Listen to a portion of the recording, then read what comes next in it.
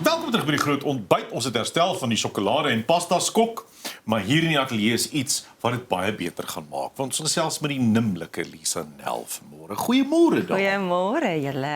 Altyd lekker om jou in die ateljee te hê.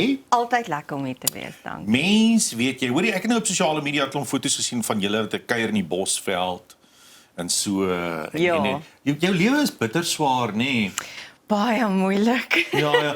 As jy nou met vakansie hou, watse plek hou jy die meeste van? Hou jy meer as in die Bosveld, meeste van die see? Nee, definitief Bosveld. Is dit omdat Rikus van die Bosveld hou? Want hoe sê dit om eerlik, hy sê jy weet Ja. hy sê oor daai liedjies gemaak. Ja, ek moet sê dit dra by omdat hy meer van die Bosveld hou, maar ek was nog nooit regtig 'n see-meisie nie, omdat Nee, op die strand in 'n bikini is nie vir my nie. Ek trek eerder vir my warm aan en gaan sit in die Bosveld by 'n vuur.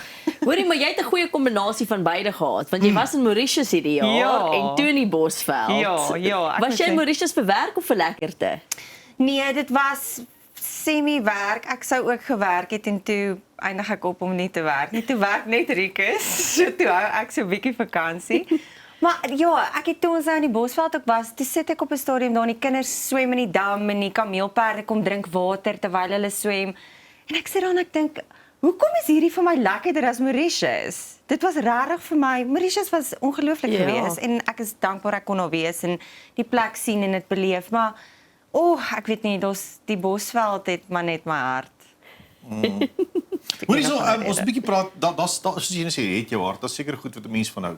Seker goed wat lekker is, memories en ervarings en mense en nostalgiese goedjies wat 'n mens wil vat en vashou en altyd aan vashou, wat jou maak wie jy is. En dis ook nou interessant, want dis presies waaroor jou nuutste liedjie gaan. Ja, dit is presies waaroor dit gaan. Vertel bietjie oor die inlê liedjie. Die inlelietjie. So ek het gedink dit sal so dink net gou-gou oor dit. Hoe ongelooflik sal dit wees as jy in 'n oomblik is wat regtig wat jy gaan, wow, hierdie is nou regtig lekker of ongelooflik, nê? Nee? As jy daai oomblik net daar en dan kan vat en dit in 'n bottel kan sit en dit kan bære. Ek meen dis amper soos om foto's te neem, Ja. verstaan, maar ja, so vir my was dit net so 'n mooi konsep om as 'n mens dit kon doen. Toe dink ek wel, miskien moet ek skryf daaroor. En Jy miskien skryf kan dit die mense help om dalk so bietjie net hulle verbeeldings te laat gaan. Die liedjie self was ook al gebottel en geberre vir 'n rukkie gewees. Hy het nie net sommer skielik gebeur nie, hy het al 'n rukkie gelê. Ja, hy het lank gelê. Ek het hierdie konsep gehad nog voor Rooi uitgekom het. So ons het geskryf van hierdie liedjie, ek en Emil Paul.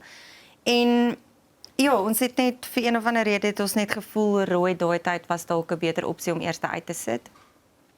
En hy het vir lank net daar gelê en ek het toe 'n rukkie terug te besluit ek hou so baie van die konsep. Dit is vir my so 'n mooi konsep om jou herinneringe te kan bottel en bære. En ek het toe besluit ek gaan dit weer uit die kas uithaal en 'n bietjie afstof en ek het 'n bietjie van 'n ander melodie ingesit en bietjie woorde verander en ja, toe voel hy vir my reg. Dis ek sê nou is hy reg. Maar Rikus het nou vervaardig. Eerste keer wat julle twee saamwerk aan 'n enkelsnit. Hoe was dit gewees? Dit was so lekker. Dit is vir my so lekker om te sien die magic wat my man in die studio doen. Dit is regtig lekker om na te sit en wat vir my ook lekker was van dit is ek kon saam met hom besluit en saam met hom sê en saam met hom dit doen. Waar gewoonlik word die liedjie gedoen en dis Ja. maar dit. Ek was so deel van die proses en ek dink dis wat dit vir my so spesiaal maak. En jy het net gedink hy mors tyd in die ateljee die hele tyd. Ja, ek het gedog hy sit en slaap daar. Kyk cricket of iets. Hoorie, jy beskryf hierdie as jou beste werk nog. Hoekom? As ek eerlik vir jou kan sê, ek dink vir my veral elke liedjie wat ek uitsit is half my beste werk want ek dink ek groei so in wie ek is en wat ek wil doen en wat se tipe klank ek wil hê. Jy weet, so vir my ja, ek dink ek weet nie of ander kunstenaars my sal saamstem nie, maar elke werk wat jy uitsit, voel ek okay, hierdie is nou my beste. Tot dusver want jy groei. Gepraat van groei, so die laaste dekade, ek sê nou dekade, dan klink dit vir ewig. Dis nie hoe ek dit bedoel nie. Ja. Maar die laaste dekade was vir jou 'n special ene. As jy mooi terugdink aan hoe jy gegroei het, hoe dinge verander het in die lewe, hoe jy elke keer tot 'n nuwe insigte in jou musiek selfs gekom het. Dis special om terug te kan kyk, soos jy sê, Bottelberg, om terug te kan kyk op 'n tyd wat jy weet, daar was negatief, maar daar is ook groei en positief. Ja, ek dink uit elke negatief uit leer jy ook. Verstaan, as jy nie kan leer uit dit uit nie. Ek meen, so vir my is die negatief nie noodwendig 'n slegte ding nie, al voel dit sleg op die oomblik. Ja. Voel ek 'n mens kan groei uit dit en 'n mens kan leer uit dit en jy begin jouself ontdek want ek was verskriklik jonk toe ek begin sing het. So ek het nie eers geweet wie ek was toe nie. Ek dink partykeer ek weet nog steeds nie wie ek is nie, maar verstaan net om te kan leer in jouself en om te kan groei in jouself en om op 'n stadium te kom wat jy besef, okay, ek is nou gemaklik in wie ek is en ek kan nou besluit wat ek wil doen. Ek het nie meer nodig dat ander mense vir my sê maar hierdie is wat jy moet doen en dis hoe jy moet lyk en dis wat jy moet sing en om te gaan maar okay, wat van ek doen net wat ek van hou. Verstaan? So ja, ek dink 'n mens groei. Wat lê voor vir die res van die jaar?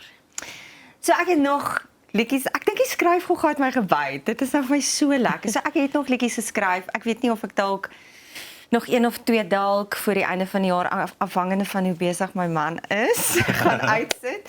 Maar ja, en verder is ek mos maar 'n mamma ook. Ja. So ja, dit is vir my lekker. My kinders is maar altyd my eerste prioriteit. Maar shows en skryf en mamma wees. Ja. Lekker. Dis altyd heerlik om jou te kyk. Dankie vir die tyd vanmôre. Dankie julle. Dis altyd lekker. Nou maar netjies. Ons gaan 'n bietjie kyk na daai video, né? Dan Ek hoop julle hou daarvan. Ja, ons koop se. Kyk 'n bietjie of jy daarvan. Ek dink jy sal Bottel en Berre van Lisa Nel, hier is hy.